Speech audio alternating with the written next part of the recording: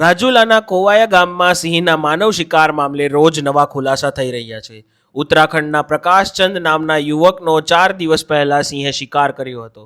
ગઈકાલે સિંહ માનવ શિકાર આરોગતો વિડીયો સામે આવ્યો હતો અને હવે વધુ ચોંકાવનારો સીસીટીવી વિડીયો સામે આવ્યો છે.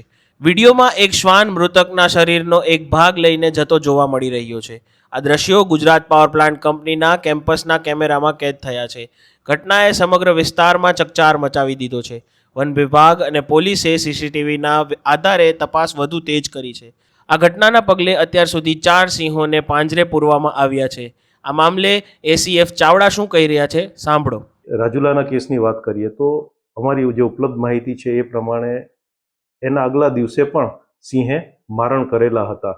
એટલે સિંહ માનવને કોઈ દિવસ પોતાના ભક્ષ તરીકે ગણતો નથી, એનો પ્રેવે જ નથી.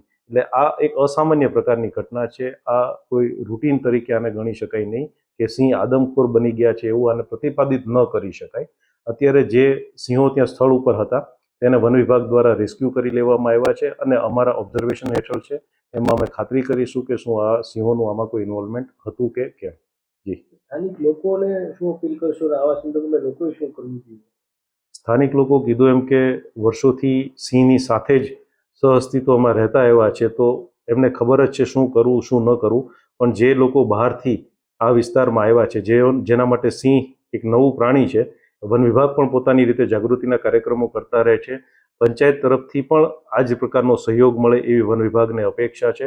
આ ઉપરાંત જ્યારે અવાવરૂ વિસ્તારોમાં રાતના સમયે જો કોઈ માણસો નીકળે તો પોતાની સાથે લાઠી ને ટોર્ચ ને એવું રાખે તો પોતાની સેફટી રાખી શકશે અને આવા આકસ્મિક દુર્ઘટનાઓ ટાળી શકશે.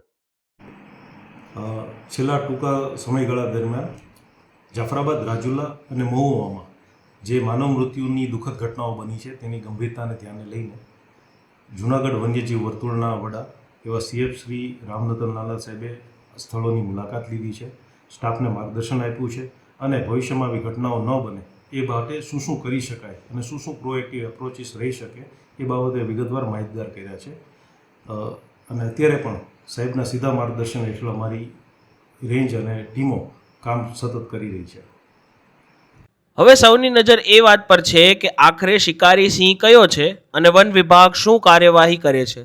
આવા જ વધુ અપડેટ માટે સ્વમાનની ચેનલને લાઇક, શેર અને સબસ્ક્રાઇબ કરવાનું ભૂલતા નહીં. નમસ્કાર.